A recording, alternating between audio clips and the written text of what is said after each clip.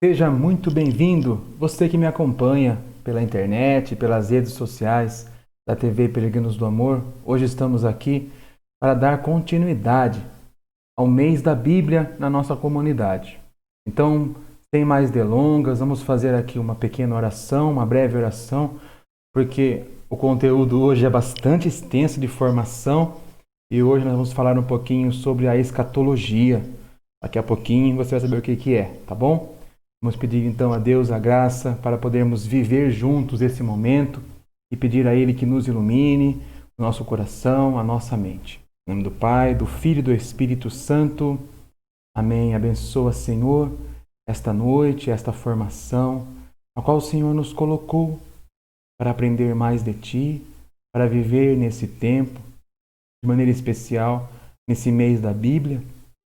Viver agora esse momento de formação catequética sobre algo tão importante no nosso tempo, que possamos, através do Teu Espírito, da Tua luz, ser iluminados, mente, coração, para bem viver esse momento e para aprender ainda mais do Teu amor, da Tua graça.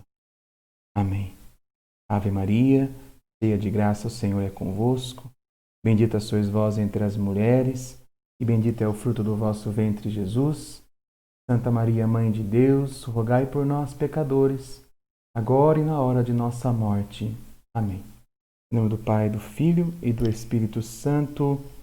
Amém. Vamos aqui então, nesse momento, iniciar essa formação. A proposta hoje que nós vamos oferecer aí como proposta de formação. Hoje é um encontro de formação. Na semana passada nós falamos sobre a Sagrada Escritura no Catecismo da Igreja. E hoje, continuando aí esse mês da Bíblia, vamos trabalhar um pouquinho, uma pequena introdução. É um tema muito amplo, é um tema muito difícil de trabalhar, até porque é um tema onde geralmente nós temos sempre linhas muito extremistas que falam sobre esse assunto, né? Ou de um lado muito exagerado, ou de um lado muito descrente da questão dos últimos tempos. Então, geralmente, é difícil nós acharmos algum conteúdo bom e confiável sobre esse tema. Então, pensando nisso, nós vamos hoje trabalhar sobre um pouquinho de conceito da escatologia, o que é a escatologia, quais são as principais linhas de pensamento sobre a escatologia, e depois vamos trabalhar aqui o livro do Apocalipse. É um dos livros mais difíceis de serem lidos na Bíblia, exatamente por esta razão, por tratar aí de temas difíceis de serem interpretados, difíceis de serem entendidos, devido a uma linguagem muito particular. Nós devemos interpretar cada linha, cada capítulo, cada coisa que vem trazer para nós o escritor deste livro. Bom, então vamos começar aí já para nós começarmos a entender, porque nós temos aqui bastante slides. Então prepara aí a sua formação, prepara aí o seu coração, sua mente, prepara aí o seu caderno, se você quiser anotar alguma coisa, tá? Para que nós juntos possamos fazer este estudo sobre o Apocalipse e também sobre um pouquinho a escatologia, que é um ramo da teologia sistemática, tá bom? Vamos lá então, iniciando. Vamos começar aqui entendendo primeiro o que é escatologia, né? O que é escatologia? É importante perceber o que é isso, esse nome, né? Escatologia. Então, é o estudo sobre os últimos acontecimentos, ou as últimas coisas, os últimos tempos. A palavra vem do grego eschaton, último, se refere ao término da história da salvação. Então, se nós pensarmos lá na história da salvação, é assim que a igreja nos chama, né? A história da salvação começa com a perda do paraíso.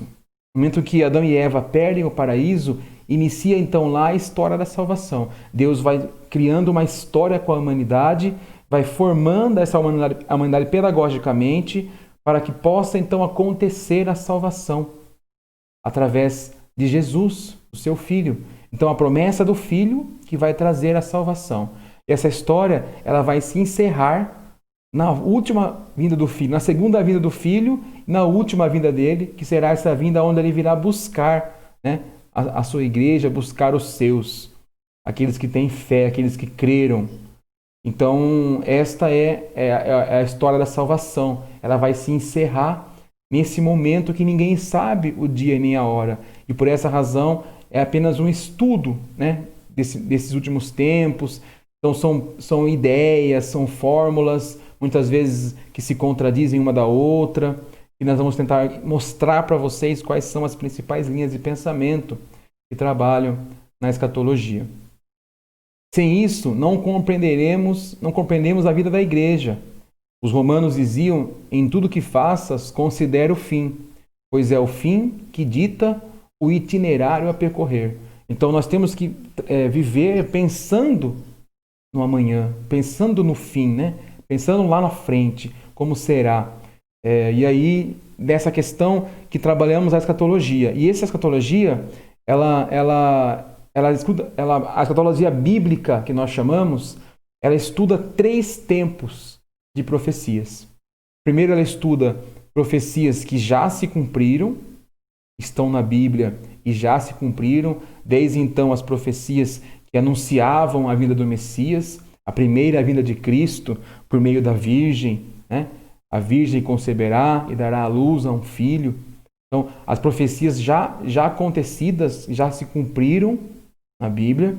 Estuda também as profecias que estão se cumprindo ao longo da história do mundo, da história da humanidade, da história da igreja.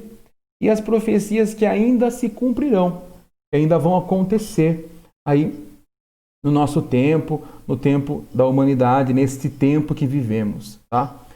Podemos nós ver ou não, nós vamos ver esse tempo ou não, não sabemos, mas ela se cumprirá lá na frente.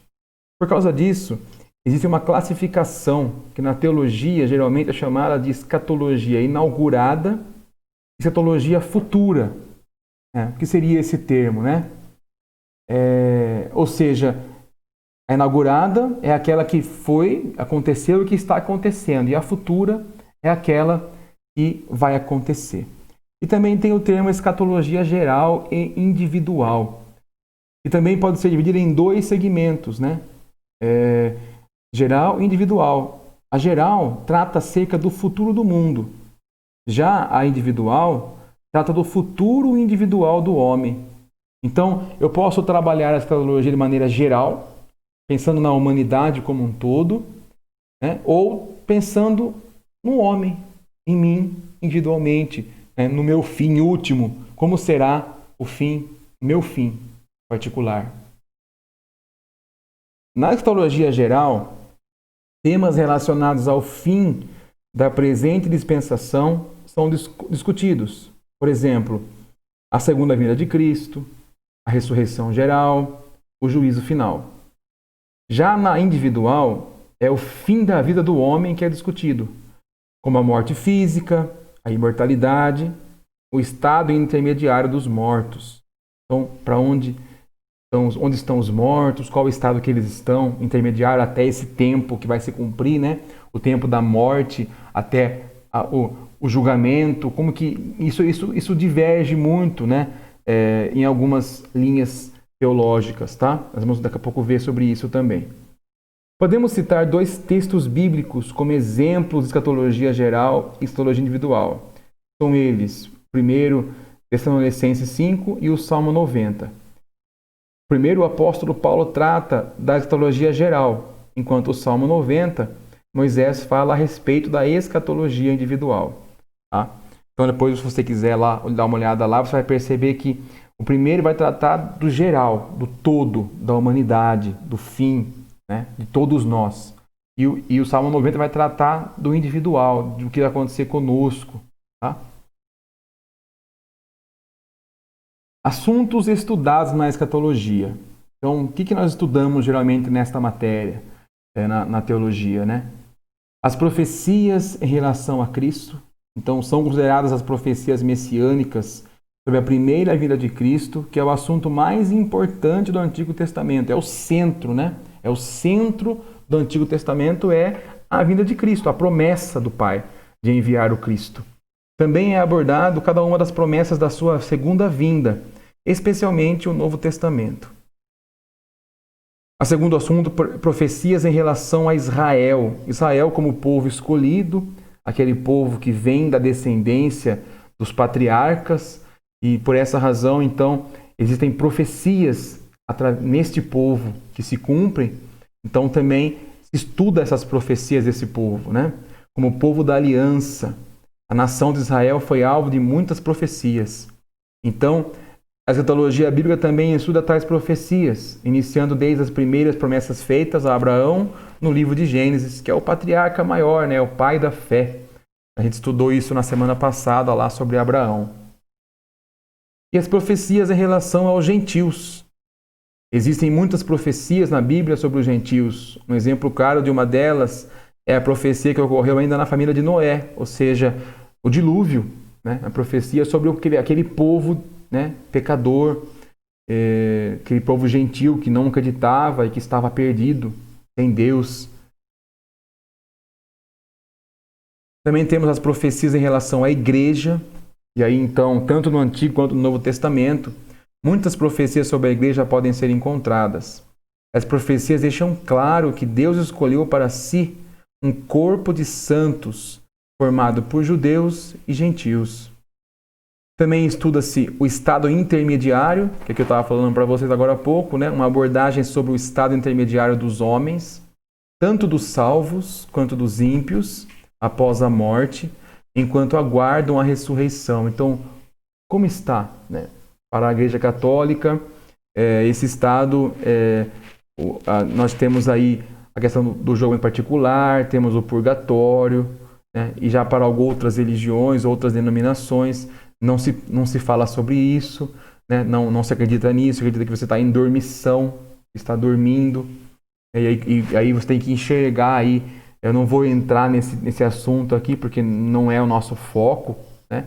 Mas aí temos alguns textos à luz da Bíblia aí, onde o próprio Jesus, se você for ver lá na palavra, ele vai citar uma parábola do Lázaro e o rico, né? O rico e Lázaro, onde é o diálogo de duas almas mortas. Então, aí você já descarta talvez a dormição de estar dormindo, né? Porque Jesus não ia ensinar que duas almas de pessoas mortas estariam dormindo, mas conversando, né? Onde o rico pede para Abraão pedir para que Lázaro molhasse a ponta do dedo, colocasse lá para que ele pudesse matar a sede. Então, os dois estão em algum lugar e lugares diferentes, né? O rico está num lugar e o pobre, o Lázaro, está em outro lugar. Então, essa passagem vai trabalhar muito essa questão do estado intermediário das almas, enquanto não chega aí o julgamento final, né? O último dia lá, tá? E nós esperamos aí, todo mundo vai participar desse último dia diante de Deus. O reino milenial, e essa é uma área que gera muito mais discussões, né, devido às suas diferentes escolas de interpretação. E basicamente é discutido o reino milenar de Cristo, o milênio, mencionado no Apocalipse 20. Eu vou falar um pouquinho aqui das linhas de pensamento sobre o reino milenar, o milênio, à luz do Cristo, né? Vou falar um pouquinho porque é importante para nós podermos interpretar o Apocalipse depois, tá? Então eu vou falar um pouquinho sobre isso daqui a pouco nos próximos slides. O juízo final, que é um estudo sobre o julgamento de todos os homens. O evento do juízo final terá algumas diferenças, principalmente cronológicas, dependendo da corrente de interpretação escatológica adotada. O estado eterno, ou seja, um aprofundamento sobre relatos do Apocalipse 21 e outros textos bíblicos.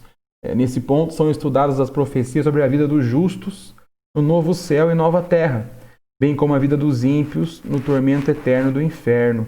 Então, como será o nosso estado eterno depois da morte aqui? Como será tanto dos justos quanto dos ímpios? Também isso é um assunto que é estudado pela escatologia.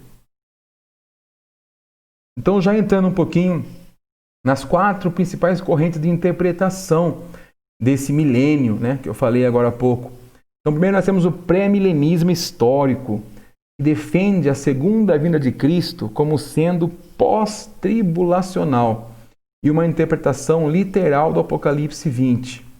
Então, essas são as principais características dos teólogos, né, que defendem esta corrente de pensamento. Depois temos o pré-milenismo dispensionalista, que também interpreta de forma literal o capítulo 20 do Apocalipse e defende a segunda vinda de Cristo dividida em duas partes. São elas a primeira pré-tribulacional para a igreja e pós-tribulacional para estabelecer o milênio. Então essa é uma que ficou muito conhecida aí. Agora andaram saindo alguns filmes na TV, algumas novelas, né, que falam a questão do arrebatamento da igreja secreto antes da tribulação e depois a vinda do Cristo depois da tribulação. Então, essa corrente defende que algumas pessoas, né, serão escolhidas da igreja para não passar pela tribulação, né, que vão ser arrebatadas antes da tribulação. Esse não é um pensamento católico, tá? O catolicismo não pensa dessa forma, é mais para algumas correntes protestantes, tá? Alguns teólogos protestantes que têm essa visão. Mas ficou muito famoso devido a filmes, né, que saíram, deixados para trás, então muitos romances de livros, tal, e isso ficou muito conhecido aí no meio da igreja popular, vamos colocar assim. Temos o amilenismo, que defende a segunda vinda de Cristo como sendo pós-tribulacional, em uma interpretação não literal do Apocalipse 20. No amilenismo, o milênio não é visto como um período literal de 1000 anos, e sim espiritual, que já começou na primeira vinda de Cristo.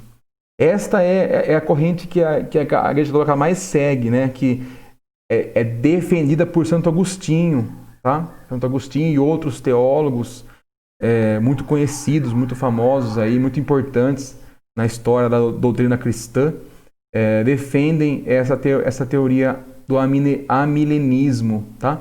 É um nome difícil de falar, né? A gente engasga às vezes com a língua, mas essa teoria é a teoria que não se pensa apenas no 1000 anos, 2000 anos, ninguém sabe esse tempo, não é 1000 anos, e não interpreta de maneira literal essa questão do Apocalipse 20. Vamos daqui a pouco falar sobre ele, tá? Mas interpreta de maneira mais espiritual e tem uma visão diferenciada um pouco de algumas coisas do Apocalipse, tá bom? E o pós-milenismo, que defende a segunda vinda de Cristo como sendo pós-tribulacional e também tem uma visão não literal do Apocalipse 20. Porém, diferentemente do amilenismo, que define o início da segunda vinda do Cristo, o pós-milenismo acredita que o milênio como sendo um período de grande paz e prosperidade no mundo ocasionado pela pregação do Evangelho. Então também existem alguns teólogos aí que defendem esse pós-milenismo. Então, dentro dessa questão, para a gente encerrar basicamente essa ideia da escatologia, essa introdução à escatologia, existem alguns pontos de divergência, então, essas correntes, né? Quais são os principais pontos que nós identificamos aí para vocês dessas correntes que eu citei agora há pouco? O primeiro ponto importante é a segunda vinda de Cristo e o arrebatamento, que é o evento em que Cristo retornará à Terra. Para o pré-milenismo dispensionalista, esse evento será dividido em duas etapas, iniciando com um arrebatamento secreto da igreja. Tá? Como eu falei, não é a doutrina que a fé católica acredita, tá? Não é a corrente que nós seguimos. A palavra arrebatamento não existe originalmente na Bíblia Sagrada, mas foi traduzida de um termo grego em Tessalonicenses 4,17 para se referir ao encontro repentino da igreja com Cristo nos ares. Então, essa foi a palavra que foi usada na hora de fazer a tradução da Bíblia do grego. E por essa razão, a Igreja Católica não usa essa palavra arrebatamento secreto da igreja. Tá? Tribulação e grande tribulação. Um período de tribulação final e intensa que afligirá o mundo. Para quem defende um arrebatamento, a igreja não passará por esse período, como eu falei lá atrás. Ela vai ser arrebatada antes desse período. Quem pensa assim também afirma que a grande tribulação durará 7 anos. Essa conclusão é tomada a partir de uma combinação da profecia das 70 semanas de Daniel e um esquema específico da leitura literal do livro do Apocalipse. Então, quem pensa assim, liga ao livro de Daniel, e é uma corrente muito forte, realmente, que pensa dessa forma, que liga o livro de Daniel ao livro do Apocalipse. E aí, então, enxerga que esses 7 semanas que é colocado são os últimos 7 anos do reinado do anticristo e assim, e que até a volta de Cristo. E por essa razão que eles colocam datas, né? Então, daqui 7 anos, eles vão fazendo as contas lá das 70 semanas. Lembrando que cada semana representa aí um ano, tá? Já quem defende o pós-tribulacionista acredita que a igreja passará, sim, pela grande tribulação e no final será salva pela volta de Cristo. É muito provável que essa seja a tendência, né? Porque lá se fala, no Apocalipse, nós vamos ver lá, tem uma parte que fala que, a hora que João pergunta quem são esses de vestes brancas com palmas nas mãos, e aí a resposta a esses são aqueles que lavaram as suas vestes no sangue do Cordeiro, ou seja, que viveram o tempo da tribulação junto com Cristo, que pediram força a Cristo e viveram com Cristo e continuaram com a sua fé, tá? Então, é muito possível realmente que seja dessa forma, tá? Também temos a questão do anticristo, que é o ponto onde estuda as profecias sobre o aparecimento de uma pessoa ou um sistema, tá? Em algumas linhas de interpretação, exercerá um governo unificado no mundo e agirá em grande oposição a Deus. O milênio é descrito em Apocalipse 20, também que fala sobre o reinado dos santos com Cristo. Nesse tempo, Satanás está amarrado e será solto apenas no final desse período. Como já foi dito, alguns interpretam o milênio como um período literal após a volta de Cristo. Já outros interpretam como um período simbólico antes da volta de Cristo. Então essas são as divergências que nós temos. Não dá para falar agora mais sobre o anticristo, então estou apenas colocando, né? Dá para depois fazer uma outra formação mais específica sobre o anticristo, sobre as possibilidades que existem aí de interpretações, tá? A realização da Igreja de Cristo. Então, isso se dará plenamente só na eternidade. O Concílio Vaticano II afirma que é no fim dos tempos que será gloriosamente consumada a Igreja, quando, segundo os serenos santos padres, todos os justos, desde Adão, do justo Abel, até o último eleito, serão congregados junto ao Pai na Igreja Universal. Lumen Gentium, capítulo 2, né? Parágrafo 2. A Igreja, a qual somos todos chamados em Cristo, só será consumada na glória celeste quando chegará o tempo da restauração de todas as coisas. E como o gênero humano, também o mundo inteiro está intimamente unido ao homem e por ele atinge o seu fim, será totalmente renovado em Cristo. Então, olha o que está dizendo lá o Lumen Gentium para nós. E no final, não só o gênero humano, mas toda a natureza, o mundo inteiro será restaurado. Novos céus e nova terra. É assim que João fala no Apocalipse, né? Vi novos céus e nova terra. Então, tudo será restaurado como no primeiro momento que Deus criou. Tá? Então, Deus vai fazer novo, novamente, tudo aquilo que foi, vai recriar novamente um novo céu, uma nova terra.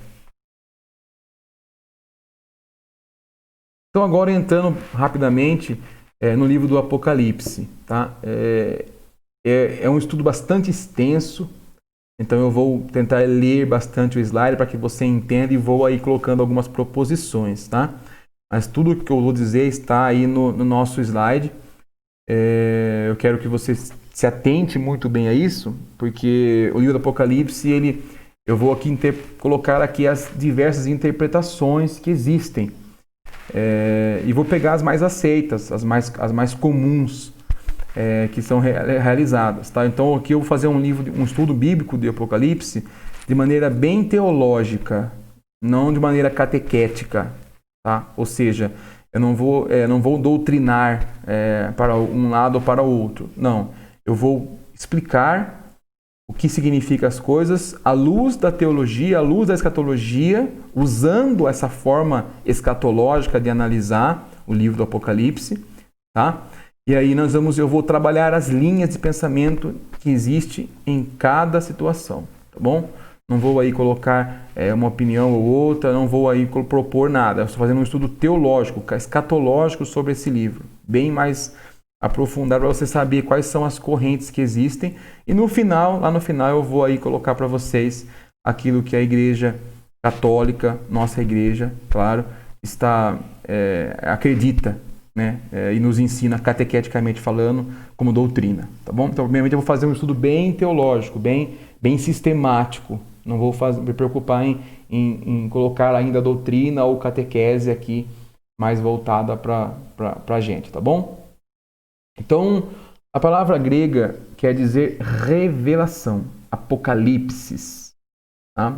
Apocalipsis quer dizer revelação, aquilo que foi revelado para o apóstolo, né? Para o apóstolo João. O Apocalipse quer incutir nos leitores uma confiança inabalável da providência divina em tempos difíceis para os cristãos. Então, ao contrário do que a gente pensa, o Apocalipse não é um livro que quer gerar medo, que tem interesse de gerar medo ou gerar qualquer outro tipo de sentimento, a não ser um livro de confiança em Deus. Um livro para trazer a nós um conforto desta presença de Deus no mundo, ainda que diante da iniquidade, diante das maldades, diante do pecado, ainda assim Deus está presente conosco. Então essa é a grande mensagem do livro, tá? Primeiramente. E desde o seu nome, né, que é a revelação deste amor de Deus, desse projeto de Deus para a sua igreja, tá? É uma forma literária de escrever, assim como tem várias formas literárias que nós estudamos aí na semana passada sobre a Sagrada Escritura, é uma das formas literárias de escrever. Porém, é o único livro que a gente pensa, Apocalipse é o único livro que tem passagens escatológicas? Não. Existem passagens escatológicas até no Evangelho, tá? No Antigo Testamento. Então, são formas de se escrever escatologicamente. E o Apocalipse, nós vamos ver daqui a pouco lá, ele não é inteiramente escatológico. Existem algumas partes que não têm a linguagem escatológica. Então, ele não é um livro inteiramente escatológico. Mas ele entra nessa seção de escatologia, são de livros que têm essa linguagem literária, que era usada em Israel, repleta de simbolismos, de números, animais, aves, monstros, etc. E que não é fácil de ser entendido hoje. Porque essa linguagem escatológica, ela usa uma simbologia que você precisa entender essa simbologia para que você possa interpretar o que está dizendo aquilo. Então, se você não conseguir entender essa linguagem, torna-se muito mais difícil de você perceber a mensagem que está sendo passada naquele momento. Tá? As páginas mais tipicamente apocalípticas do Antigo Testamento são os capítulos 7 a 12 do livro de Daniel. Então, também lá em Daniel, nós temos ali passagens apocalípticas. Também não é o livro inteiro, mas existem ali passagens apocalípticas, tá? Então, o gênero apocalíptico, como é que ele é feito, né? Primeiramente, as frequentes intervenções de anjo. Então, aparecem como ministros de Deus e como intérprete das visões ou revelações que o autor do livro descreve. Então tem vários ali, Ezequiel 40, Zacarias, Apocalipse 7. Então, várias vezes você vê essa aparição dos anjos, tá? Então, é rico em simbolismo, é singular. Animais podem significar homens e povos. Feras e aves representam geralmente nações pagãs. Os anjos bons são descritos como se fossem homens e os maus como estrelas caídas. Então veja só, esta linguagem, né? Nós vamos entender aí já a linguagem, alguma linguagem característica do livro de Apocalipse. Tá? O recurso dos números, por exemplo, tá? O 3, o 7, o 10, o 12 e o 1000, são símbolos de bonança. O 3,5 é o símbolo de tribulação. Forte nota escatológica. Os apocalipses se voltam todos para os tempos finais da história, com intervenção solene de Deus em meio a um cenário cósmico. O julgamento dos povos, o abalo na natureza, a derrota dos maus e a exaltação dos bons. Mas em que contexto foi escrito esse livro? Então, João escreve esse livro no fim do século I, que era uma era cada vez mais difícil, que era muito difícil a situação dos cristãos naquele momento devido ao Império Romano, por causa da terrível perseguição dos imperadores. Então, o povo cristão vivia um tempo muito difícil, um tempo de muita perseguição, um tempo que tinha que ter muita fé.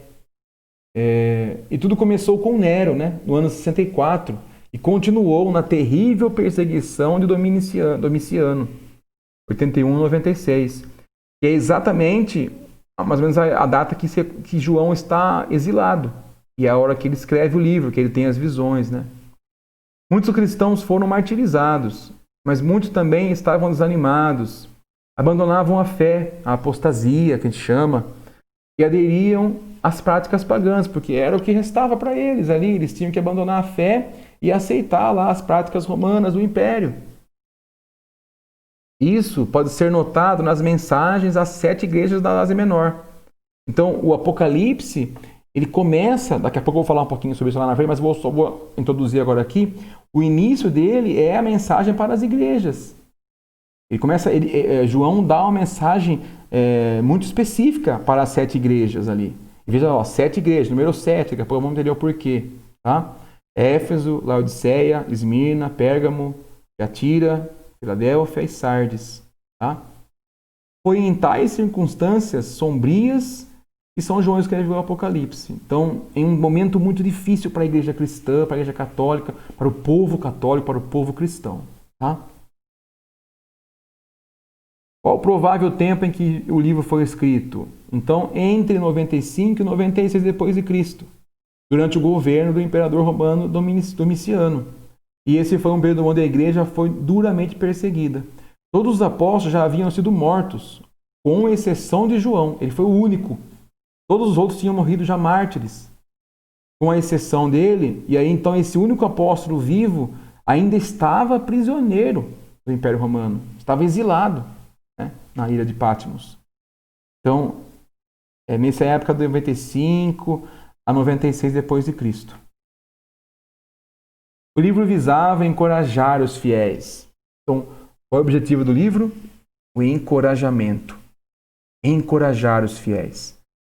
Dar uma mensagem de ânimo para todos aqueles que acreditavam e que acreditam em Jesus. O Apocalipse é basicamente o livro da esperança cristã, ou da confiança inabalável no Senhor Jesus e suas promessas de vitória. Ele quer anunciar a vitória do bem sobre o mal, do reino de Cristo sobre o reino do mal, especialmente para aquele momento muito difícil em que a igreja se encontrava. Então, este é o objetivo do livro. Tá? É importante nós, antes de começarmos a ler o livro, a perceber, é assim que nós fazemos a exegese bíblica mais correta, É você enxergar, lembra que eu dizia isso na semana passada, no nosso encontro de formação da escola, é você enxergar mesmo o contexto, estudar um pouquinho como é que era a situação naquele momento, e aí a partir daí você consegue ter uma boa interpretação desse livro. Tá? Então, as partes do livro, nem todo livro do Apocalipse está redigido em estilo apocalíptico, como eu falei naquele momento lá atrás. Compreende exatamente em 2 partes. A primeira parte é uma revisão de vida das 7 comunidades da Ásia Menor, a qual João escreve em estilo pastoral. Ou seja, é uma carta muito mais pastoral, assim como Paulo escrevia, assim como ele próprio tinha algumas cartas, Tem algumas cartas que ele escreve nesse estilo pastoral, de aconselhamento, de exortação, de correção também. Ele corrige alguma igreja ali naquele momento. Então ele escreve não em estilo apocalíptico, ele escreve em estilo pastoral. E também o Apocalipse 4, que as coisas que devem acontecer depois. Esta é a parte apocalíptica, propriamente dita, para a qual se volta a nossa atenção. A corte celeste com a sua liturgia. O cordeiro de pé, como que imolado, recebe em suas mãos o livro da história da humanidade. A mensagem principal é esta: tudo o que acontece no mundo está sob o domínio do Senhor, que é Rei dos séculos, Rei dos reis. A igreja celebra ali, na 34ª semana do tempo comum, antes do início do ano litúrgico, ela celebra a festa de Cristo Rei do universo, Rei dos reis, Rei dos séculos. E é isso que é importante. A mensagem principal do livro quer dizer para nós isso. O mundo pode sofrer tentações, sofrer tribulações, mas Cristo é o Rei. Cristo vai vencer. E assim Jesus fala, no mundo tereis aflições, mas coragem, porque eu venci o mundo. Então, essa é a mensagem também de Cristo. Cristo também tem algumas mensagens escatológicas, no seu evangelho, nas suas falas. No evangelho também se encontra alguns versículos, alguns capítulos do evangelho também trazem essa literatura escatológica. Vai falar até na hora lá do separar o joio do trigo, assim, permanecereis na videira, se a videira corta, e se você não estiver fora da videira, você será lançado no fogo, vai ser queimado. Então, toda uma linguagem escatológica também Cristo utiliza nas suas falas. Aquela passagem onde a separação ali, onde ele faz a pergunta, tive frio, tive fome, assim. Então, vinde, benditos do meu Pai, porque tive frio, tive fome, estive doente, fui preso. Então, ele vai falar ali essa visão escatológica do julgamento, a hora que ele vir separar mesmo a igreja dos ímpios, dos não crentes, os crentes dos não crentes, vamos colocar assim. O núcleo central do Apocalipse. O núcleo central apresenta sobre a forma de símbolos, que é a luta entre Cristo e Satanás. Luta que é o eixo de toda a história e que já tem Cristo como vencedor, apesar dos sofrimentos cristãos. Então, existem sofrimentos, existirá sofrimentos, mas a vitória já está. É assim como Paulo fala: Cristo somos mais que vencedores, porque Cristo já venceu. A vitória já é certa diante de Satanás. Os 7 selos revelam essa luta. A seguir, após 17:1 e 22:17, após os 3 selos septenários, ocorre a queda dos agentes do mal. Depois, a queda de Babilônia, que é o símbolo da Roma pagã. A queda das 2 bestas que regem Babilônia, ou seja, o poder imperial pagão e a religião oficial do Império Romano. E depois a queda do dragão, que é o instigador do mal, que é o próprio Satanás. Então esse é o núcleo. Eu estou aqui resumindo e vou depois entrar mais profundamente ali em cada situação, tá? A organização do conteúdo do livro. Então o Apocalipse pode ser dividido em 7 sessões que contam a mesma história, porém de ângulos diferentes, ou seja, é uma organização cíclica, de forma que em cada sessão a narrativa vai se intensificando, adicionando novos elementos e nos revelando detalhes da consumação da história com a segunda vinda de Cristo, o juízo final e o estado eterno, como o novo céu e a nova terra. O simbolismo do livro.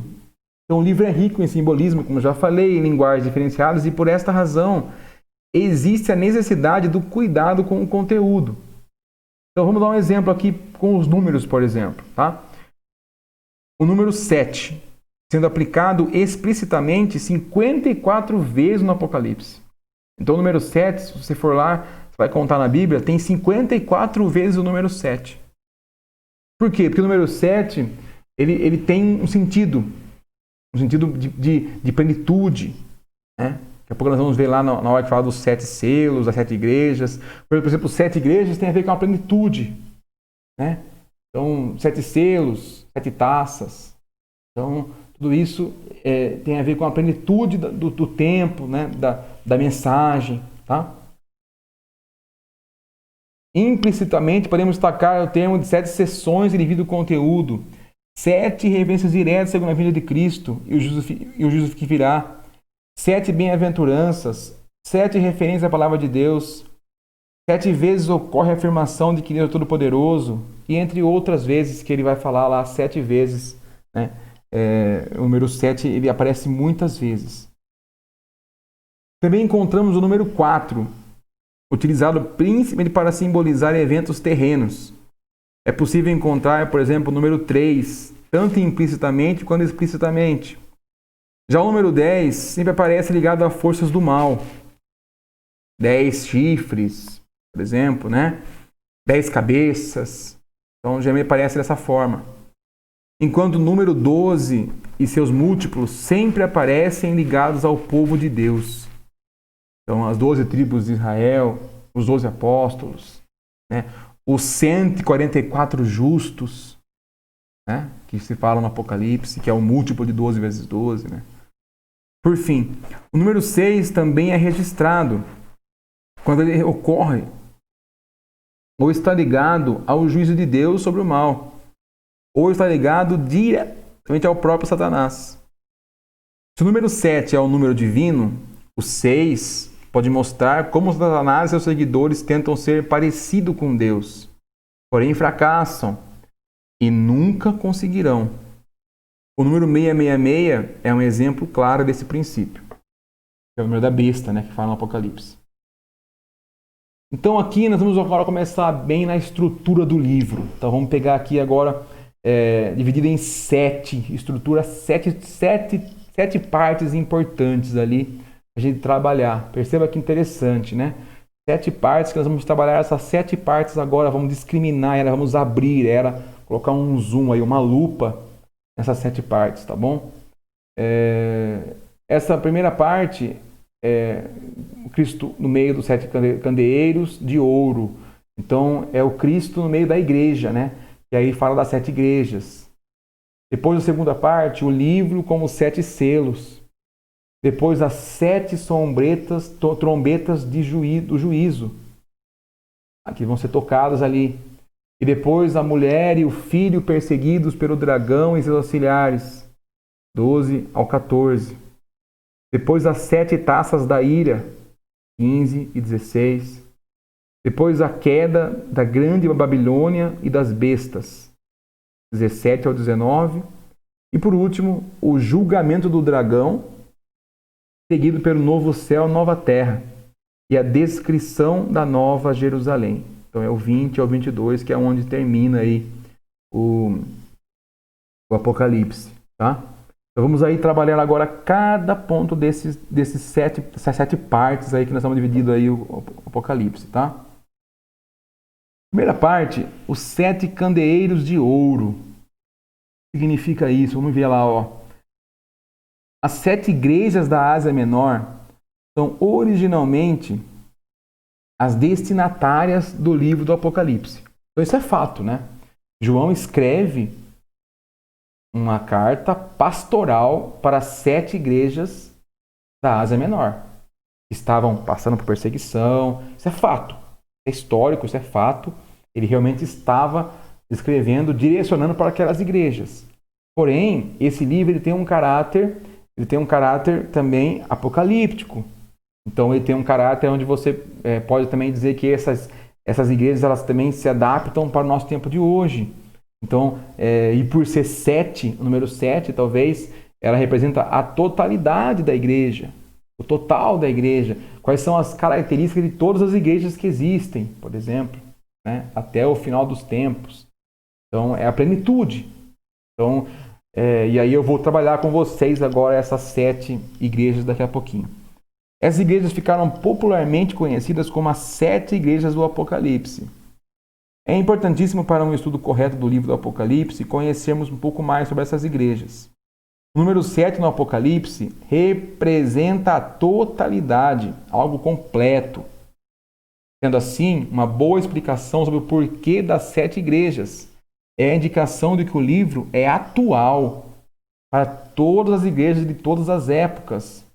Porém, sem desconsiderar o fato que as 7 igrejas descritas são as destinatárias primárias, ou seja, as 7 igrejas da Ásia Menor.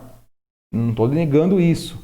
Porém, pensando já num sentido mais espiritual do Apocalipse, trazendo ele para a nossa realidade, talvez ele nos indique isso também, que existem 7 tipos de igrejas.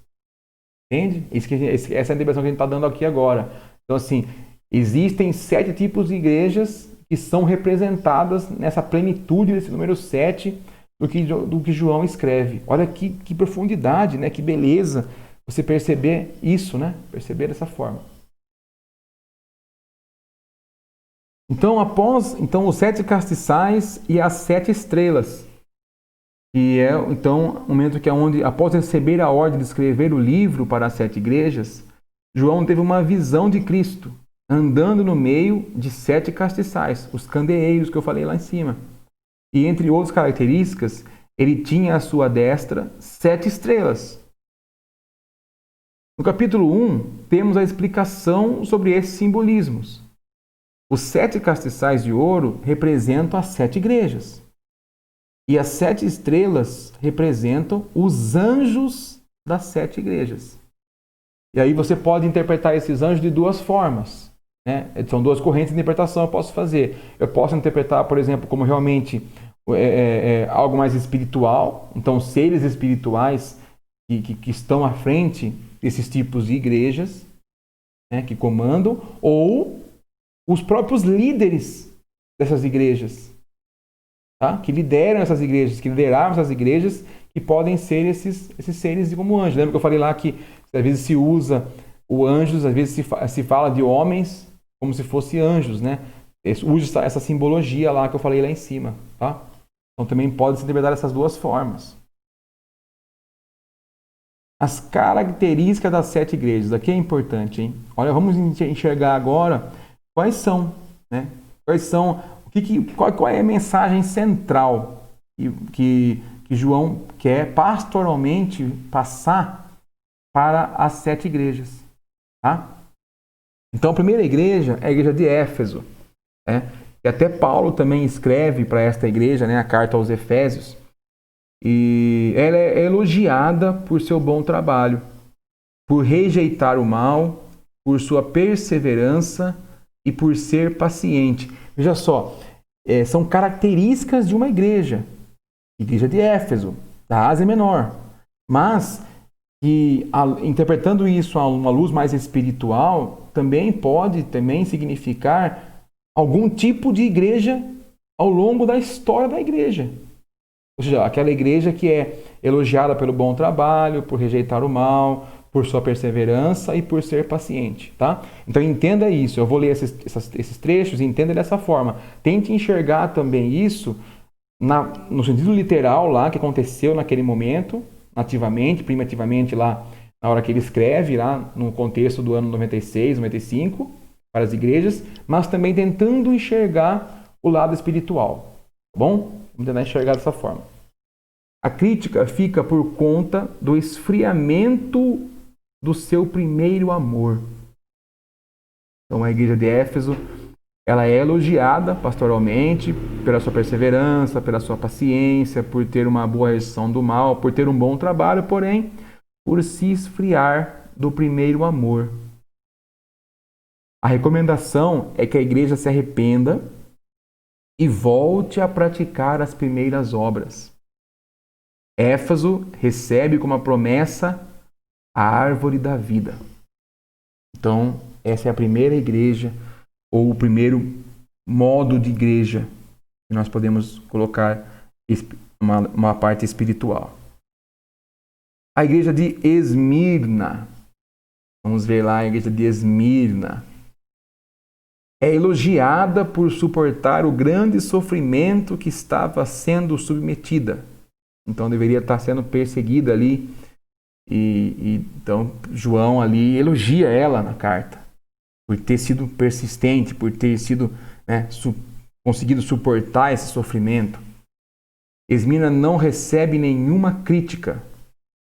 A recomendação é de que sejam fiéis até a morte e resistam à perseguição. Esmirna recebe como promessa a coroa da vida. Tá? Então a igreja de Esmirna não tem nenhuma crítica na carta. Ela tem apenas uma recomendação de continuar sendo fiel até a morte. Resistir à perseguição até a morte. A igreja de Pérgamo é elogiada por manter a fé e a confiança em Cristo. Porém, ela é criticada por tolerar a imoralidade, a idolatria e as heresias. A recomendação é um convite ao arrependimento. Pérgamo recebe como promessa um maná escondido e uma pedra com um novo nome. A igreja de Tiatira é elogiada pelo amor, fé e paciência que demonstra. Também pelo serviço prestado e as boas obras que melhoraram em relação ao início. É criticada por tolerar a idolatria e a imoralidade. A recomendação é que sejam fiéis, pois o julgamento está próximo. Recebem a promessa de que governarão as nações e receberão a estrela da manhã.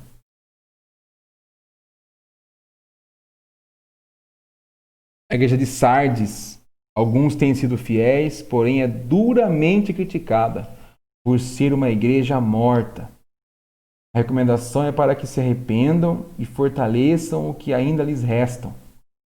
Aos fiéis são prometidos vestidos brancos. A Filadélfia é a igreja elogiada por perseverarem na fé, por obedecerem a Cristo e honrarem seu nome. Filadélfia não recebe nenhuma crítica também. A recomendação é para que eles sejam fiéis. Para a Filadélfia é prometido um lugar na presença de Deus, um novo nome e a nova Jerusalém. E a Laodiceia, que não é elogiada em nada, ao contrário, é criticada por ser morna, indiferente e por não perceber a própria condição miserável que se encontra. A Laodiceia recebe a recomendação para se arrependerem e serem zelosos. E os que vencerem recebem a promessa de compartilharão o trono de Cristo. Então, essa igreja talvez seja a pior, né? A pior dos casos aí. E aí, como interpretar isso, né? Então, existem duas linhas principais de pensamento.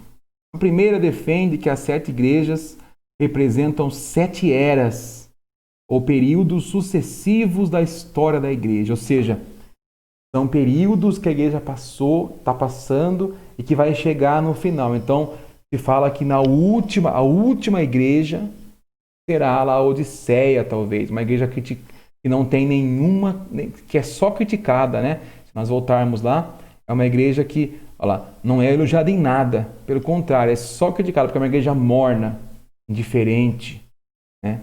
E não percebe a própria condição miserável que se encontra. Então, pensando nessa interpretação, as 7 eras, a Laodiceia será o último tipo de igreja que vai existir na Terra. Nessa interpretação, tá? Ficou claro? A outra interpretação defende que as 7 igrejas representam condições que ocorrem em qualquer período da história da igreja e que se repetem constantemente e não apenas períodos específicos. Então, a segunda forma de se pensar, interpretar, seria o quê? Que existem em todos os tempos da igreja os 7 tipos de igreja. Tá? Então, são duas linhas de pensamento. Ou você pensa como um período da história da igreja, e aí as pessoas que pensam dessa forma tentam identificar quais são esses períodos. Por exemplo, o século tal ao tal foi a igreja era a igreja de Éfeso. Século tal a tal, a igreja era, entendeu? As pessoas pensam assim, elas vão enxergando os períodos, vão tentando enxergar e ver qual é em cada era, em cada período, qual é a igreja que existe no mundo. Agora, aqueles que pensam no sentido mais espiritual e mais genérico, vai dizer que não, que isso não são eras, mas que existem em todos os contextos, em todos os tempos, existem os 7 tipos de igrejas, tá? E aí cada uma tem que enxergar qual a igreja é, né? E qual a igreja está sendo naquele momento. A segunda parte que eu quero falar com vocês são os 7 selos do Apocalipse. Aqui também existem 2 linhas principais de interpretação, tá?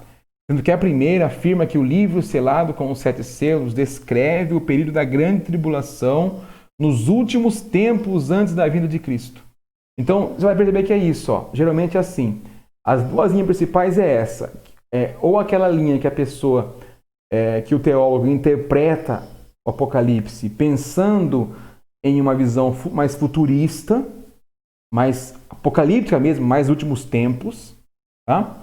E outra que descreve de maneira mais histórica, né? Mais atemporal, mais espiritual, tá? Vai perceber que tem essas 2 linhas. Geralmente, em todas as partes, você vê que tem essas 2 linhas que são assim, muito bem destacadas. Dá para você destacar, você perceber muito bem essa diferença entre elas. A começar por aqui. Então, a primeira linha é essa linha mais futurista, que fala, não, o livro selado descreve um período específico, que é o último tempo, é o tempo da tribulação. Então, ali, os 7 selos vão ser abertos e vai acontecer aquelas coisas nos selos. Com que fala nos selos. Tá? Nessa interpretação, o livro selado com os 7 selos descreve o período do final presente da era, ou seja, a grande tribulação. Geralmente, essa posição é defendida para quem adota uma interpretação futurista do livro do Apocalipse, o que é mais comum dentro da corrente escatológica conhecida pelo pré-milenismo dispensacionalista clássico, que defende a visão pré-tribulacionista do arrebatamento da igreja. Então, essa linha mais futurista, geralmente, ela é mais focada para os teólogos que defendem mais essa linha do pré-milenismo, ou da questão do arrebatamento, né, no final da igreja. Antes da tribulação, né?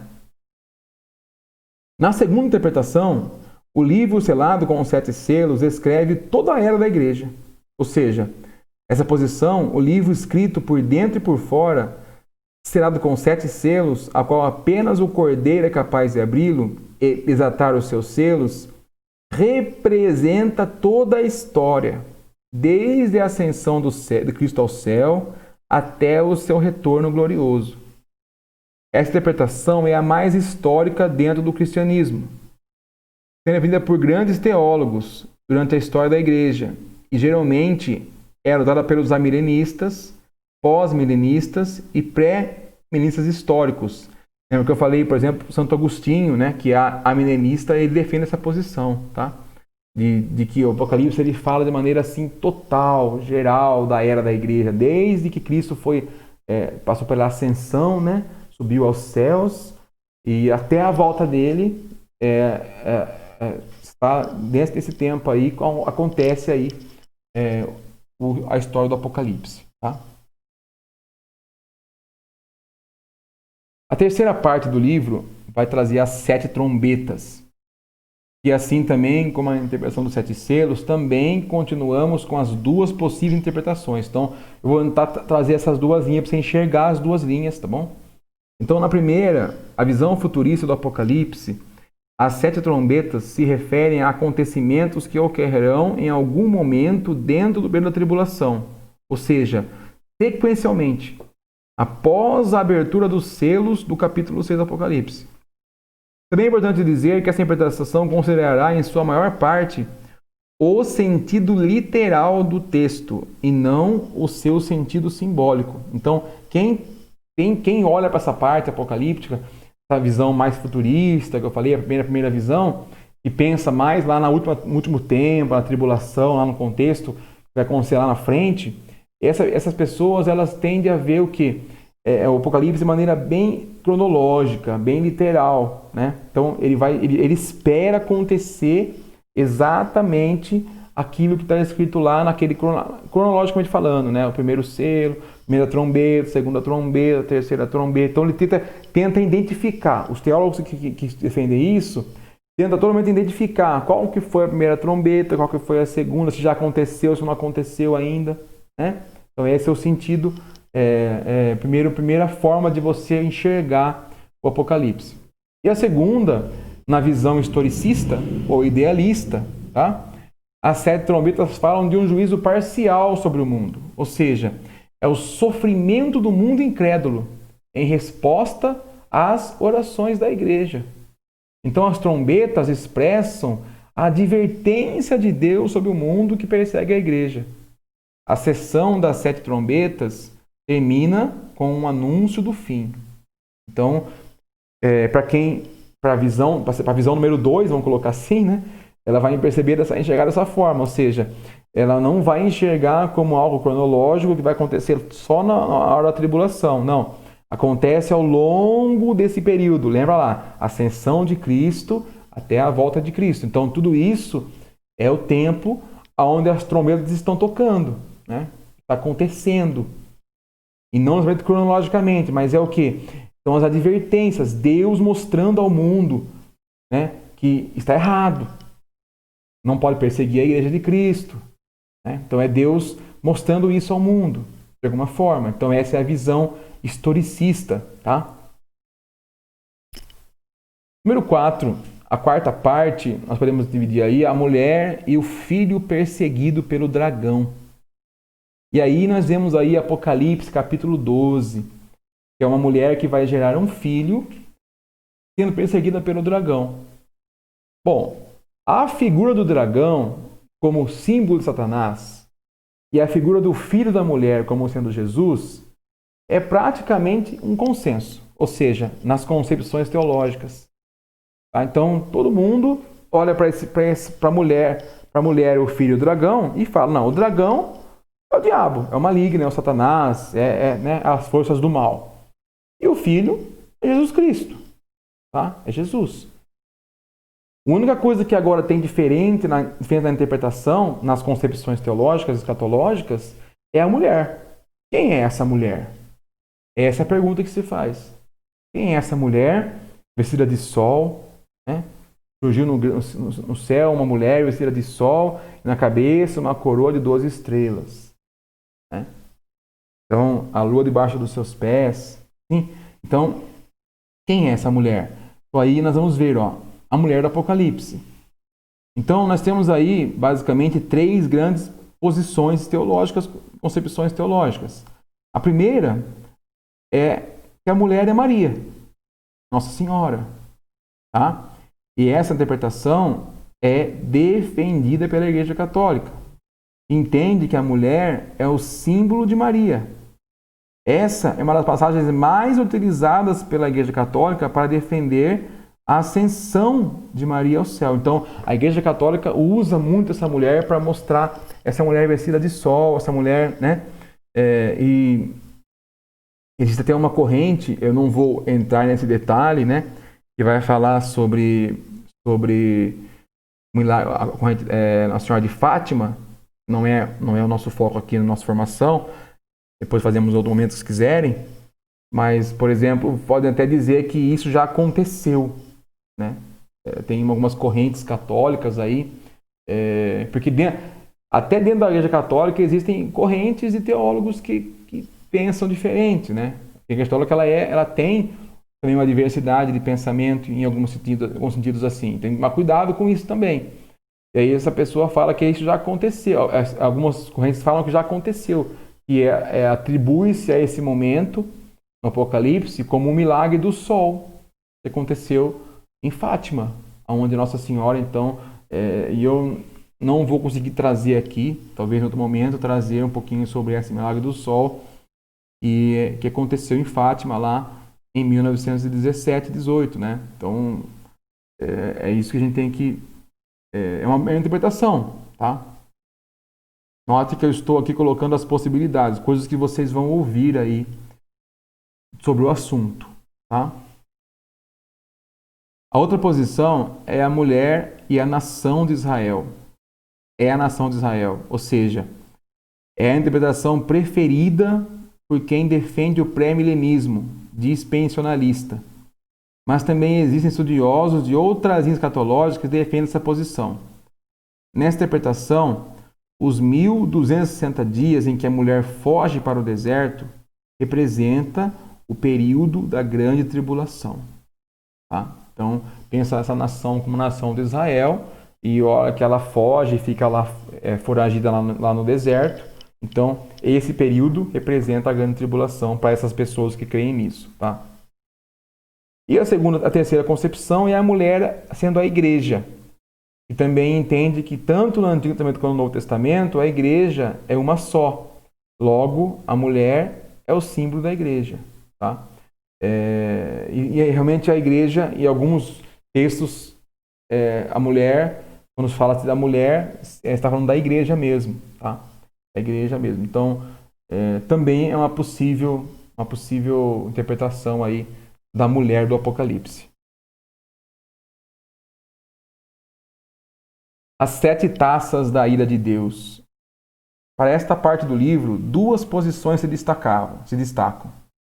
Então, a primeira, novamente, a futurista, as 7 taças se referem exclusivamente ao final que antecede a segunda vinda de Cristo. Quem tem essa posição geralmente entende que tudo isso ocorrerá de forma literal, na grande tribulação, após um arrebatamento secreto da igreja. Logo, de acordo com a visão paternalista, segunda vinda de Cristo, seria uma segunda etapa do seu retorno. Na segunda posição, mais conhecida, as 7 taças se referem ao período que compreende desde a primeira vinda de Cristo, sua morte e ressurreição, até a segunda vinda, de forma que o juízo de Deus é revelado de maneira progressiva. Então, as 7 taças, na verdade, ela tem a ver com o juízo, né? Deus trazendo o seu juízo, trazendo o seu julgamento de maneira gradual, não final, mas parcial. Tá? Para as 2 posições é isso. Só que para a primeira, novamente, ela vai pensar lá no futuro, no último tempo. Tá? E a segunda visão pensa isso como ao longo do processo da igreja, ao longo dos séculos, a igreja tendo aí, o mundo tendo aí o seu julgamento parcial diante de Deus. Tá? E aí vamos começar a entender aí o que são as taças, né? Então, as taças são derramadas. Então, vamos entender aí, Apocalipse 16. Então, tem lá o relato do derramamento das taças. Primeiramente, temos que entender que, seguindo a característica literária do Apocalipse, os 7 flagelos não devem ser interpretados literalmente, mas como uma referência à situação dos ímpios diante do juízo. Então, como interpretar, como enxergar isso? Teoricamente, a interpretação mais plausível aí que a igreja vai trazer para nós é que não se deve apenas no sentido literal. E quando falar isso, não significa que não vai acontecer no literal. Não sei, pode ser que aconteça. Ninguém tem como afirmar isso completamente, né? Mas a posição que se pensa de maneira mais ponderada, vamos colocar assim, que lembra que eu falei para você, né? É muito difícil você trabalhar esse tema porque geralmente é 2 extremos, né? Ou é muito, né? Ou é nada. Não, acho que ou é não ter mesmo, não acreditar nisso, achar uma grande besteira, um livro de fábulas, Apocalipse, ou muito literalmente, muito literal, e aí acaba entrando algo meio paranoico, né? A pessoa fica meio paranoica ali na questão do fim dos tempos e aí vem todo o medo. Não é esse o sentido. Tá? E por exemplo, eu quero fazer uma informação bem tranquila, bem ponderada, para você enxergar. E aí, quando você ouvir aí situações, você consegue identificar quais são as linhas de pensamento que aquela pessoa que você está assistindo um vídeo, alguma coisa, qual é a linha que ela está seguindo. Então, estou tentando abrir a cabeça da pessoa bem sistematicamente falando mesmo, bem teológica mesmo, tá? Para que você enxergue sistematicamente. Tá bom? Não estou aqui doutrinando nada, estou apenas olhando todas as posições, todas as possibilidades. Eu acho que você já percebeu isso, tá? Enquanto os santos estão adorando a Deus Todo-Poderoso, os ímpios estão tomando o cálice da sua ira. É importante lembrar que a igreja é alvo das perseguições e tribulações promovidas pelo dragão e seus agentes, mas não dos flagelos, ou seja, as taças não são derramadas sobre a igreja, assim como fala São Paulo, né, na carta aos Tessalonicenses. As sete taças são dadas aos homens, são apenas para os homens que possuem a marca da besta, os adoradores da sua imagem. Então esta é a ira, né, o julgamento será derramado sobre as pessoas que têm a marca. O flagelo das taças não é derramado sobre a igreja, sobre aqueles que têm fé. Eles são de Cristo. E isso é uma posição muito importante, muito interessante nós pensarmos nisso. É muito até reconfortante, né? Para a gente perder um pouco até o medo de estudar o Apocalipse, né? Nesse sentido. Dentro desse pressuposto, as sete taças podem então significar o quê? Então, o que geralmente você, pensando nesse sentido, como algo mais ponderado, algo mais, né, olhando para isso, o que acontece? O que significa as sete taças, tá? A primeira taça é onde os ímpios, ou os selados pela besta, os marcados pela besta, são castigados com úlceras malignas e perniciosas. Esses homens são atingidos, esses homens atingidos não são apenas um grupo de pessoas no fim dos tempos, mas são todos os incrédulos que serviram a besta durante toda esta dispensação. Tá? Então a teologia sistemática vai entender dessa forma. Não é apenas naquele momento, mas durante todo esse período, onde os incrédulos servem a besta. A segunda taça é derramada sobre o mar. E o mar se tornou em sangue, e morreu todo o ser vivente que havia no mar. Se nas trombetas apenas 1/3 do mar foi atingido, aqui o mar é atingido por completo. Essa descrição pode significar, talvez, um símbolo do colapso da natureza diante do juízo de Deus. Tá? Então, muitos acreditam nisso. E pode acontecer isso. Pode acontecer um colapso na natureza, como uma forma da hora do tempo final lá, né? Como juízo de Deus, tá? A terceira taça refere-se ao julgamento de Deus diante dos ímpios que derramaram o sangue dos santos e profetas, todos aqueles que perseguiram os santos e profetas. Então essa vai falar sobre essas pessoas. É Deus julgando essas pessoas. A quarta taça, nas trombetas, quando o sol escureceu, os homens não se arrependeram, agora eles são castigados pelo intenso calor produzido pelo sol. Talvez o escurecimento eles pudessem ignorar, mas o grande calor não há como não sentir. Mais uma vez, vemos aqui o juízo de Deus se intensificando sobre o mundo incrédulo. Não sei se você já ouviu pessoas falando assim, né? Ah, mas que calor, meu Deus, é fim do mundo mesmo. Né? Então, as pessoas falam isso, né?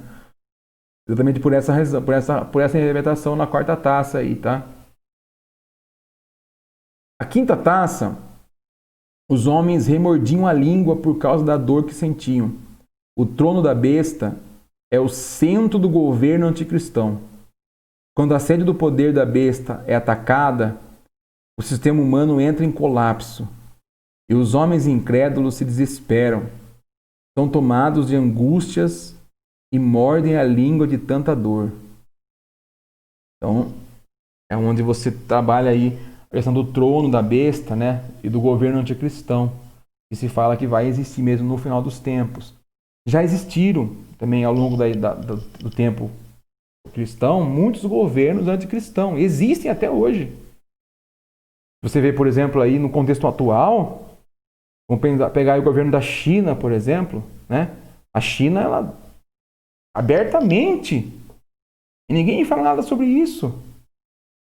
Abertamente ela persegue os cristãos, invadindo as casas das pessoas para poder tirar símbolos cristãos da parede e colocar quadros do comunismo, os membros do Partido Comunista. É notícia. Para procurar que você vai achar. Então isso tem acontecido realmente. Tá? Como aconteceu alguns tempos na história também. Então, talvez essa interpretação ela vem em xeque mesmo com aquilo que talvez que não é apenas algo.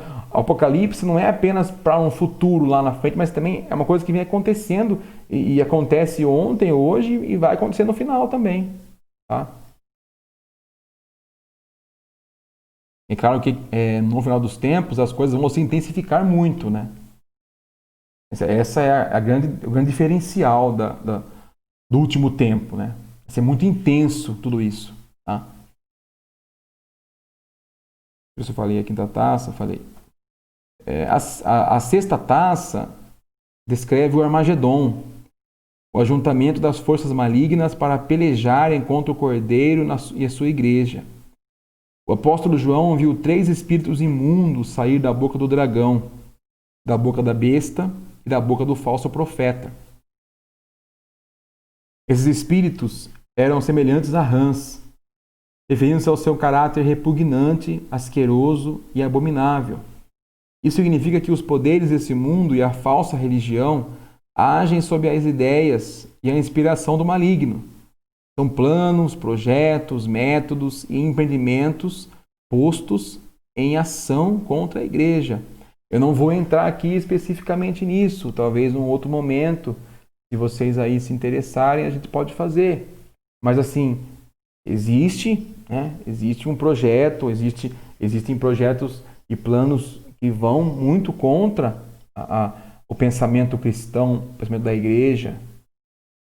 Não preciso dizer muito longe, posso ir, por exemplo, a ideologia de gênero, posso ir, por exemplo, no aborto, posso ir, por exemplo, aí em outros conceitos que mediocrizam e que perseguem aí um relativismo, né?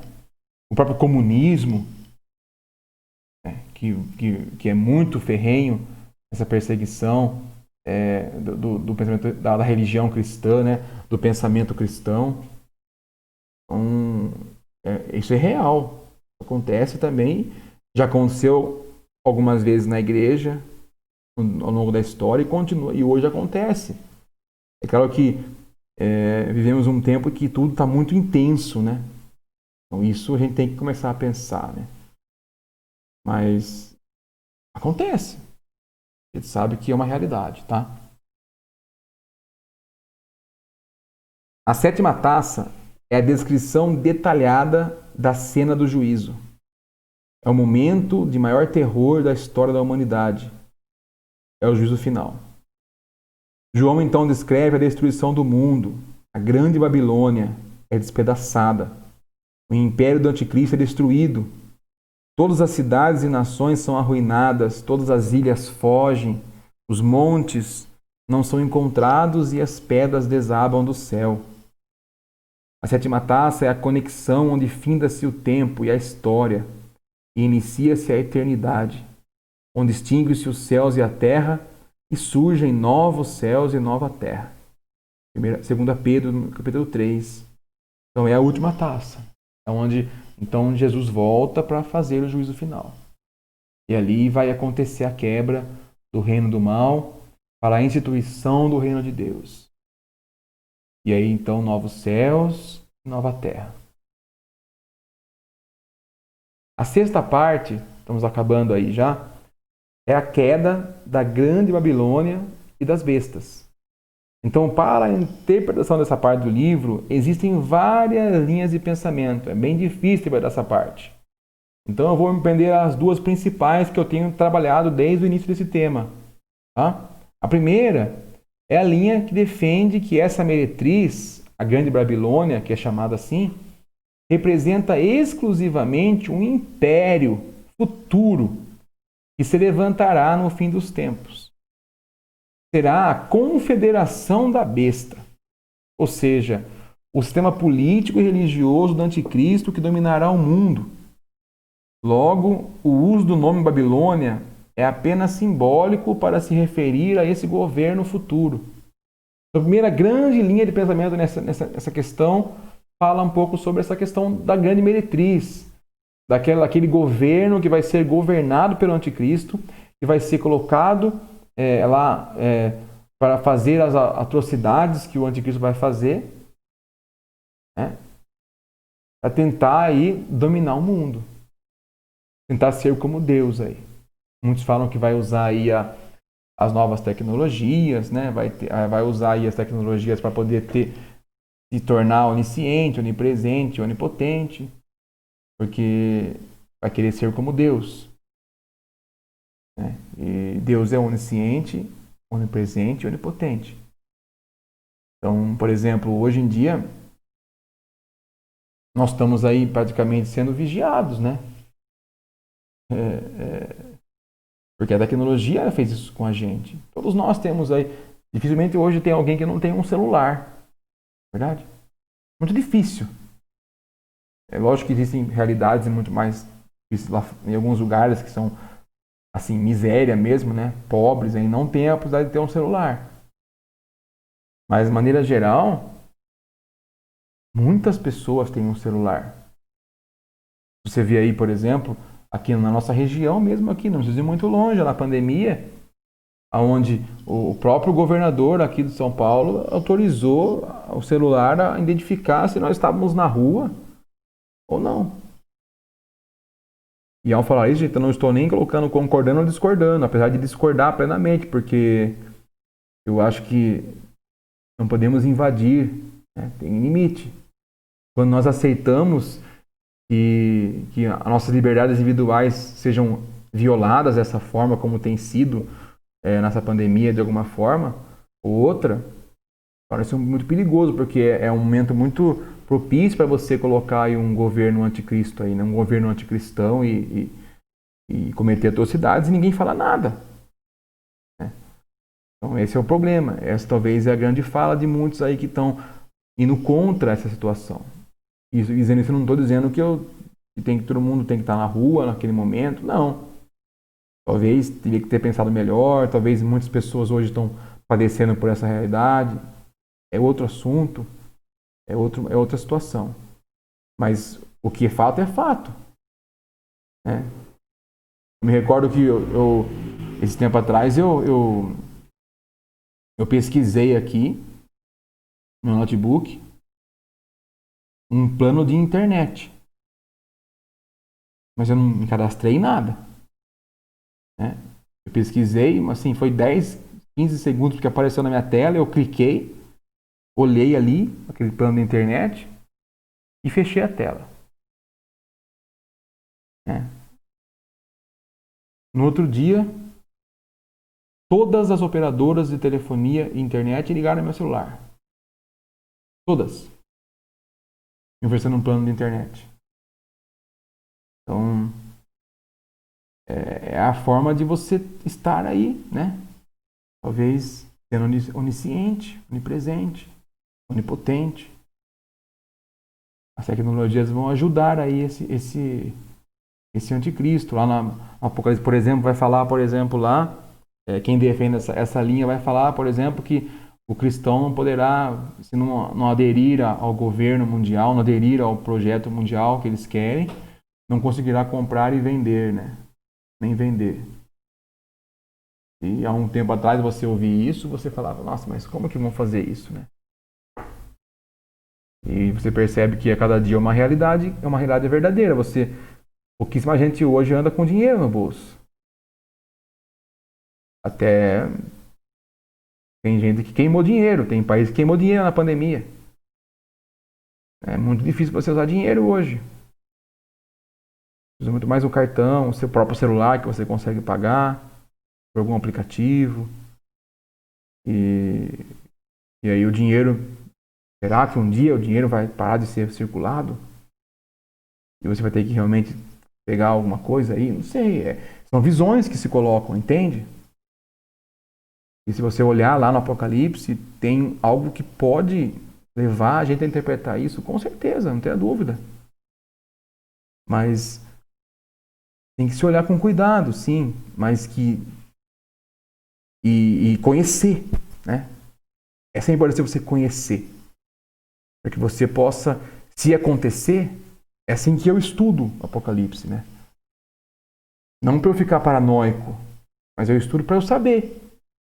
Se o dia acontecer, eu saber o que lado que eu vou estar, né? Eu não ser enganado, porque a palavra fala que muitos serão enganados. O próprio Apocalipse vai ter uma passagem lá que vai dizer, né? E da besta vai sair coisas maravilhosas, prodígios, que enganará até os escolhidos de Deus. Para falar os escolhidos, os justos, as pessoas que são cristãs. Muitos escolhidos serão enganados. Então, se você não conhecer, não se preocupar em correr atrás, então essa formação é para isso também, entende? Para você entender que existe um conteúdo vastíssimo, uma interpretação vastíssima. Existem coisas assim que a gente pode trabalhar aqui 2, 3, 4, 5 temas. E não daria para fazer hoje, mas é importante que a gente pelo menos entenda como interpretar isso, entenda como enxergar, quais são as formas que podem ser interpretadas, né, as coisas do Apocalipse. Quem usa essa ideia, né, trabalha um pouquinho sobre essa estátua aqui, ó. É a primeira interpretação que eu falei aqui, ó. Ele fala lá, ó, a confederação da besta será por um sistema político e religioso do anticristo, que dominará o mundo. Então, a Babilônia é um poder, né, um governo futuro, um império, né? Então, quem pensa dessa forma está olhando também para o livro de Daniel, a qual ele interpreta lá o sonho de Nabucodonosor, né? E ali ele tem um sonho e chama lá ele para interpretar. E é uma estátua onde tem o ouro na cabeça, a prata, o bronze, o ferro e o barro, com um pouco o barro no pé, né? E aí a pergunta que ele faz é: o que é isso, né? O que significa isso perante esse sonho? E a interpretação que Daniel diz para ele é que esses são os impérios, né? Os impérios. E aí, olhando para essa interpretação escatológica, muitos olham dessa forma, que a cabeça de ouro é a Babilônia, por isso que a Babilônia se tornou aí, então, o nome simbólico para a promiscuidade, né? para a perdição, o Império Babilônico. Depois o Império Medo-Persa, que é o corpo, né? O peito, né? Que é a prata. Depois o Império Grego, a Grécia, por volta aí dos anos 331 a 108 a.C. Depois o Império Romano, que reina um pouquinho antes de Cristo até quase o ano 500 depois de Cristo, que foi a era mais de perseguição dos cristãos, né? Império Romano. E por último, o Império Bárbaro. Alguns falam que é a Roma dividida, né? O Império Romano dividido, que no caso é a Europa, né? É a Europa. Então, muitos falam, existe uma linha de pensamento que se fala que o anticristo, o governo do anticristo virá dos Estados Unidos, né? Mas quem interpreta desta forma, usando essa estátua, pela lógica, né? Vai entender que é a Europa, né? Vai nascer de lá um governo anticristão, um anticristo, talvez. Então, essas são as visões que você tem para enxergar. Então, muitos falam que é da Europa que vai vir esse anticristo, que vai perseguir os cristãos e que vai promover uma nova ordem mundial, promover aí um governo mundial. E aí tem todo um conteúdo. Eu não vou entrar aqui especificamente nesta formação, porque é uma formação introdutória para você entender como se interpreta aí o Apocalipse. Tá? Depois dá para a gente trazer as diversas interpretações e trazer como os fatos. É muito legal, né? Trazer como os fatos aí que estão acontecendo, né, na humanidade. E aí consegue aí enxergar ou não se realmente é real essa informação. Então, a última estátua, alguns defendem que o grande império da Terra representa o Império Romano dividido. Tá? A segunda interpretação da Grande Babilônia e das bestas, ela trabalha a noiva, a igreja verdadeira, tá? E a meretriz é a falsa igreja, que se revela na busca humana pelo prazer e pela autorrealização. Então, respondendo à pergunta sobre quem é essa meretriz, quem é a Grande Babilônia, podemos dizer que ela é mais do que uma simples cidade.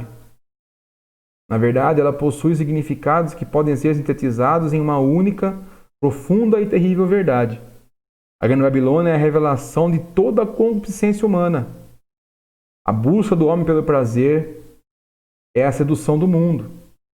Babilônia é tudo que demonstra o mais terrível estado depravado e corrupto da humanidade.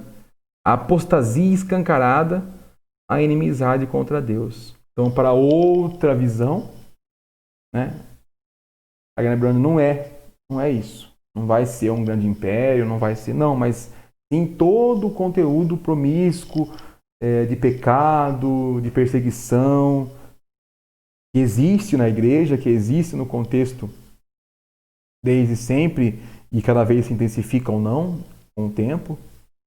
E aí, então, essa representa a Babilônia, a meretriz, né? A falsa, aquela falsa igreja, aquela falsa noção de prazer, de felicidade que se prega e que se perde às pessoas. E por último, a sétima e última parte da nossa formação, ela vai falar do julgamento do dragão e a construção do novo céu e nova terra.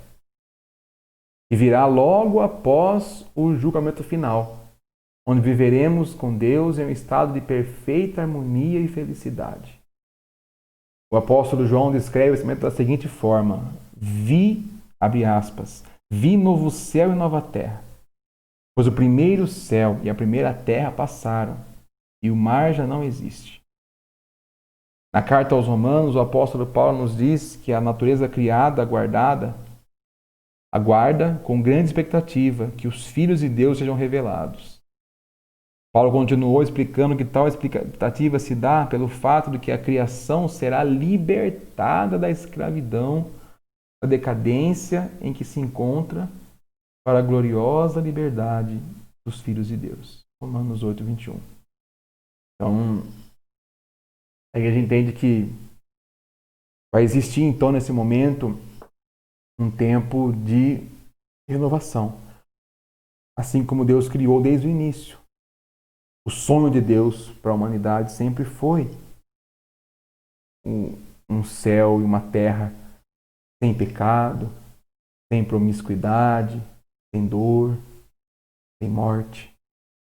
Então, infelizmente, a humanidade perdeu isso. E aí o Cristo vem para renovar, vem para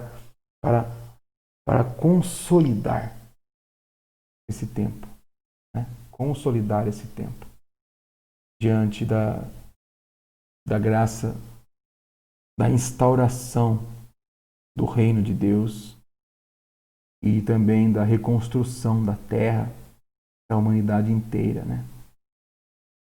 Então, no credo da igreja vai dizer lá, né?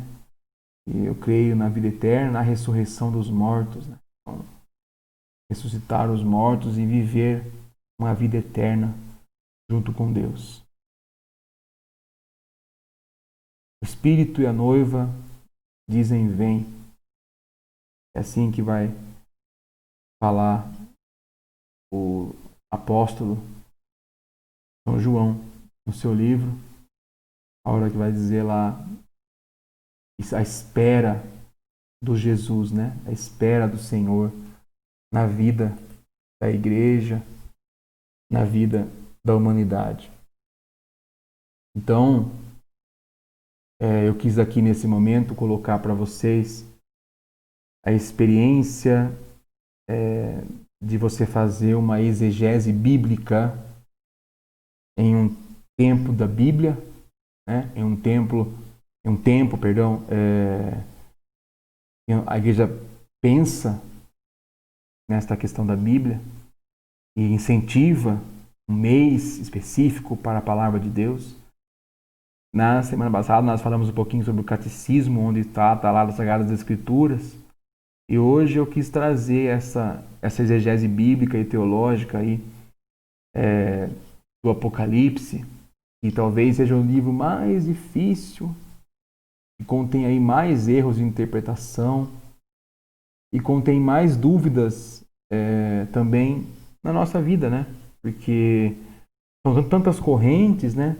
Tantas correntes de interpretação que se fala, tantas formas de interpretar, e vivemos um tempo onde isso foi muito mais exaltado, né, devido à pandemia do coronavírus, né, das coisas que aconteceram aí, porque a gente percebe aí que essas coisas também estão escritas lá, né, que vai existir mesmo peste, vai existir lá rumores de guerra, terremotos, isso tem escrito lá realmente, lá no Apocalipse. Você vai dizer assim, mas isso sempre aconteceu. Sim, essa é a interpretação. A pergunta é, quando, Adriadson? Quando que nós vamos, vai acontecer? A igreja tem uma posição sobre isso? Né? Eu digo para você, não tem, porque a igreja não tem essa forma de fazer.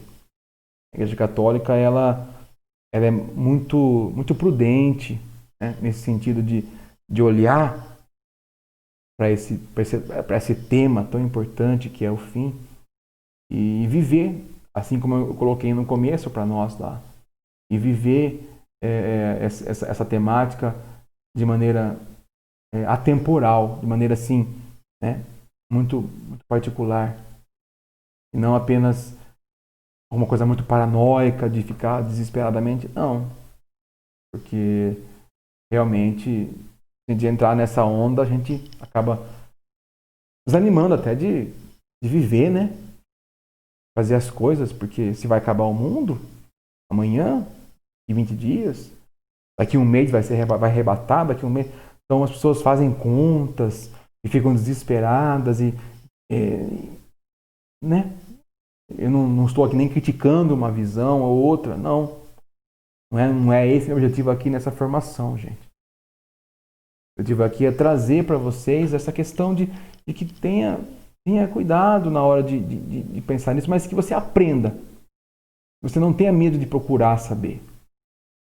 Existem muitas coisas, sinais que a gente pode enxergar.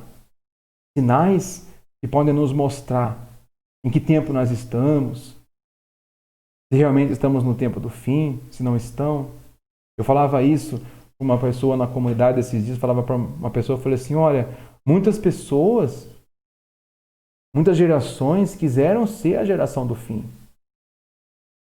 Uma geração esperavam, marcavam hora. Né? E aí tá errado, né? Porque ninguém sabe o dia nem a hora. Algumas religiões, algumas igrejas, né? Religiões não, algumas igrejas, denominações cristãs, por exemplo, vou colocar assim, fundamentou toda a sua doutrina muitas vezes nisso, né? A questão do fim. E de repente tiveram que modificar. A gente tem aí relatos de algumas denominações cristãs mais modernas aí, e marcaram a hora. A igreja ficou lá esperando Jesus voltar naquele dia e não voltou. O dia passou, o que aconteceu? E aí você está realmente passando por um lado ruim do Apocalipse, né? Que pode gerar aí uma interpretação realmente muito ruim. Então, eu quis mostrar aí os pontos, né, que realmente existem, que podem ser possibilidades, que pode acontecer de realmente ter a possibilidade de acontecer isso ou não. Mas como eu disse para você, é tudo interpretação, porque ninguém sabe. E deixa eu dizer para você que bom que ninguém sabe, né? Como Deus conhece a humanidade, né? Não é verdade? Como Deus conhece a nossa necessidade de querer, né? Imagina se você soubesse, imagine que vai voltar daqui uma semana, como que você ia reagir? Muito difícil, nós não temos essa estrutura, muitas vezes. E por essa razão a gente tem medo, fica ansioso. Quando fala Apocalipse, quando fala esse tema, a gente fica com esse medo. Mas que a gente aprenda. Eu quis fazer essa exegese bíblica, pautada na teologia sistemática, pautada na forma teológica, escatológica, de olhar com cuidado para a interpretação, olhar devagar, colocar os possíveis interpretações, possíveis linhas de pensamento que existam. Gente, foi apenas uma introdução. Muita coisa eu não falei. Talvez eu não consegui até me expressar em algumas situações, porque é muito pouco conteúdo que eu passei aqui dessa matéria. É muito mais amplo, muito mais vasto, tem muitos mais autores e teólogos e pessoas que debruçaram sobre esse tema e até hoje debruçam sobre ele, e tentam trazer aí uma escatologia mais séria para nós. Agora, que existem sinais, existem. Sinais de que o livro do Apocalipse é real, existem. Seja ela na visão futurista ou na visão histórica. É claro que existem igrejas de diversos tipos. Talvez a gente vê aí, por exemplo, eu não citei aqui porque a ideia era falar do Apocalipse, mas, por exemplo, a gente vê aí muitas aparições de Nossa Senhora para nós, nos alertando do tempo que vemos vivendo. Né? E é um tema aí, talvez, para a gente trabalhar aí as aparições, começar por Fátima, depois entramos na Nossa Senhora da Salete, depois entramos na Nossa Senhora de Lourdes, depois entramos na Nossa Senhora de Garabandal. Imagina você trabalhar todo esse contexto de Nossa Senhora. E aí já é um tema muito mais católico, né? Porque é nós que acreditamos nas aparições. E eu acho que é um tema propício para a gente enxergar. Mas em todos os momentos que Nossa Senhora apareceu para trazer talvez uma mensagem escatológica, ela sempre tomou o cuidado de trazer uma mensagem de conversão. Uma mensagem de esperança. Olha para você. Olha para a sua vida. Busque a Deus. A voz da mãe, da mulher, da nova Eva, que clamou no casamento, onde a água se transformou em vinho, o vinho novo de Jesus. Fazei tudo o que ele vos disser. A voz continua ecoando na igreja. Então, para a gente encerrar, passamos da hora, estamos aí com 1h45 quase de formação. Então, eu agradeço a você que me acompanhou nesta noite, nessa formação bíblica, catequética, teológica, sobre a escatologia, sobre o Apocalipse. Agradeço a você, mais uma vez, por estar aqui comigo, para que eu não fique sozinho, e peço que você possa rezar por mim, pela minha família, pela minha comunidade, rezar por nós, reze por nós, reze para a nossa vida, para o nosso trabalho, reze por você, reze por esse tempo, e que nós, mesmo que estejamos no tempo ou não, no último ou no penúltimo, que nós saibamos sempre onde é o nosso lugar e qual lado nós queríamos estar.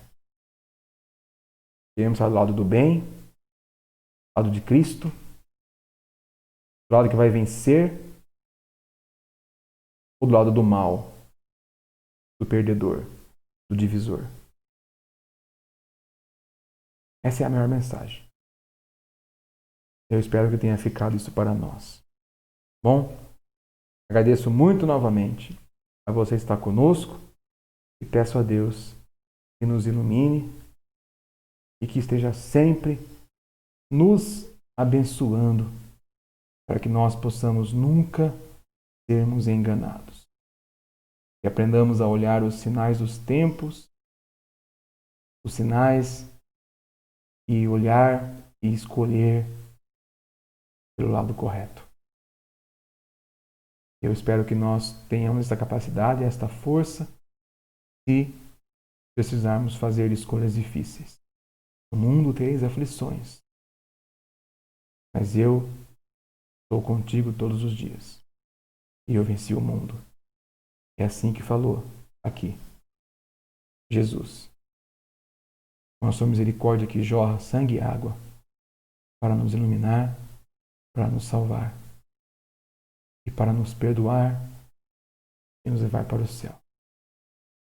Glória ao Pai, ao Filho e ao Espírito Santo, como era no princípio, agora e sempre, por todos os séculos dos séculos. Amém. Em nome do Pai, do Filho e do Espírito Santo. Amém. Fique com Deus. Deus abençoe. E até nosso próximo encontro. Bom? Lembrando que amanhã nós teremos live, normalmente. Eu espero você na live Geração Santa. Deus abençoe, fique com Deus e até amanhã.